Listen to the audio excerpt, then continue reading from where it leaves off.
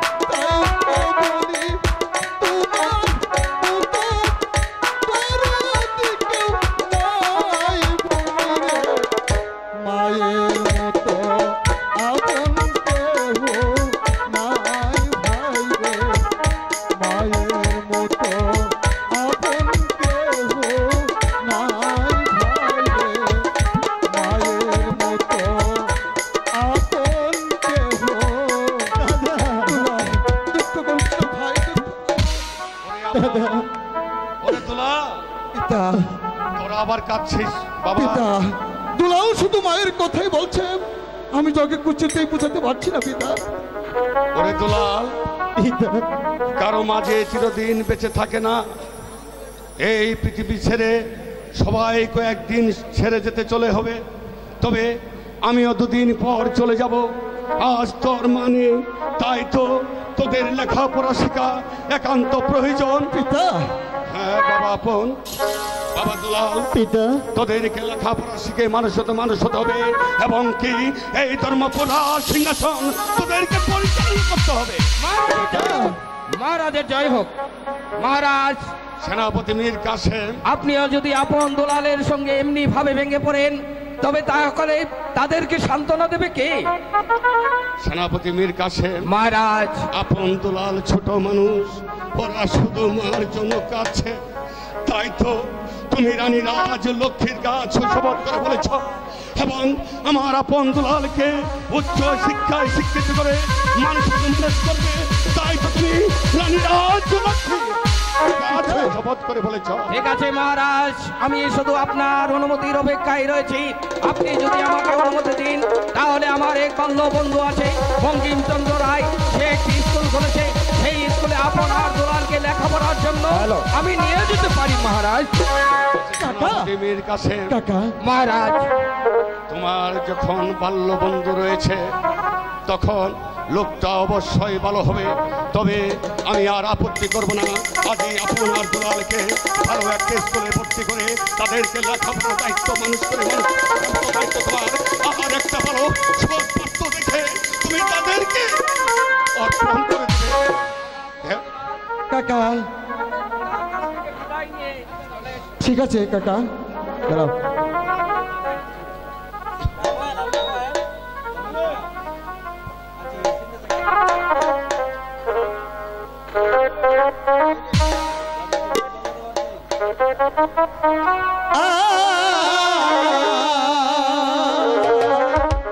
বিদায় দেবী তাই দেবী বিদায়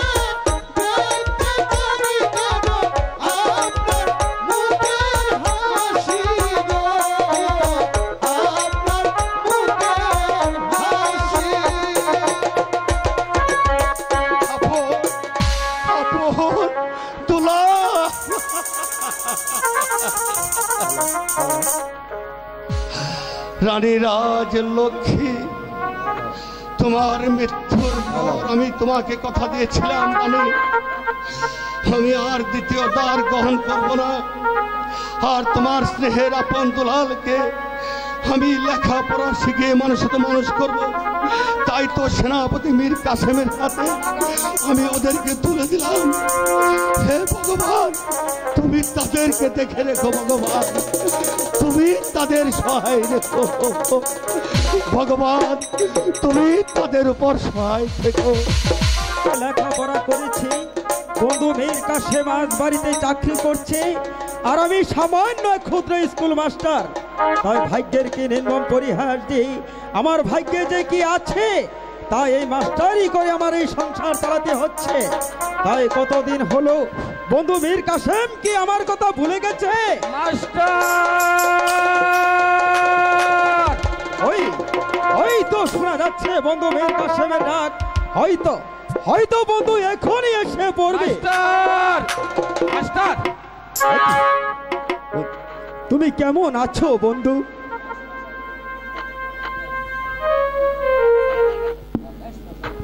একই বন্ধু, কিন্তু তোমার চোখ যে ঝলমল করছে, তোমার চোখে জল। বলো বন্ধু, রাজবাড়িতে কি হয়েছে? বলো বন্ধু, মহারানী রাজলক্ষ্মীর কি হয়েছে? মহারানী রাজলক্ষ্মী আমাদের সবাইকে ছেড়ে, আপন দুলালকে ছেড়ে ওই পরপারে চলে গেছে।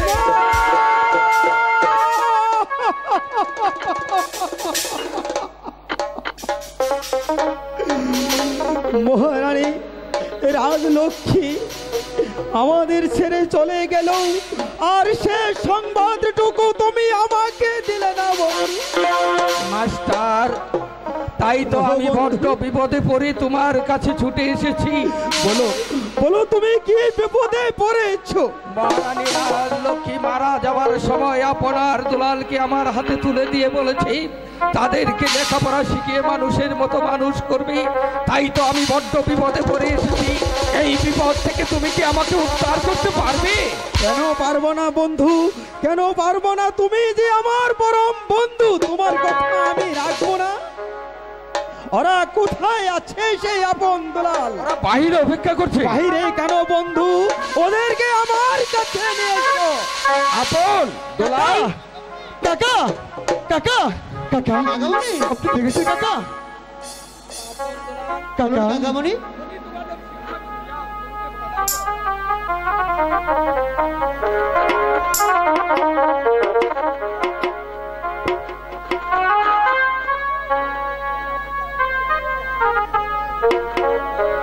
বাবা আপন দুলাল, কাকা আজ থেকে তোমরা এখানেই থাকবে।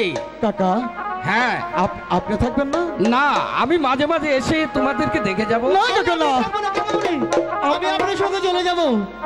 হ্যাঁ কাকা। আরে বাবা আপন দুলাল, তোরা যে রাজার ছেলে, তোদেরকে লেখাপড়া শিখতে হবে, তোদেরকে মানুষ হতে হবে। কাকা, আমি বুঝতে পারছি, মা আমাদেরকে ছেড়ে চলে গেছেন, আপনি আমাদের কাছে থাকবেন না, আমরা থাকতে পারবো না কাকা। বাবা আপন কাকা, দুলাল, এদিকে ওই গাছের ডালে কতগুলো পাখি কত সুন্দরভাবে খেলা করছে। ওই চল, কাকাকে বলে ওই দুইটি পাখির মধ্যে তোকে একটি পাখি আমি ধরেই দেবো। চল কাকা।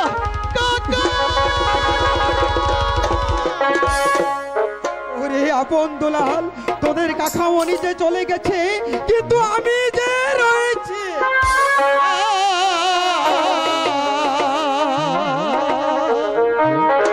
লেখা পড়া ও বনবাসে না, মনে বড় দুঃখ।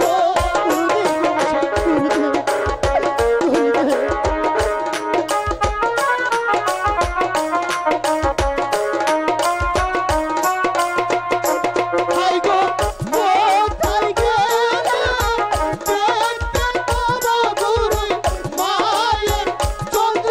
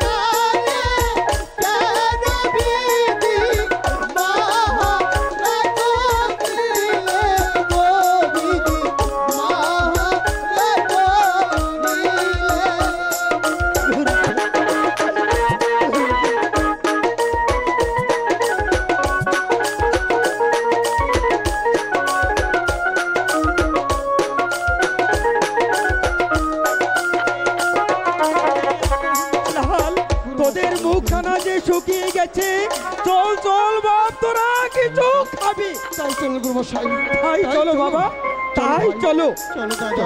তাই চলো।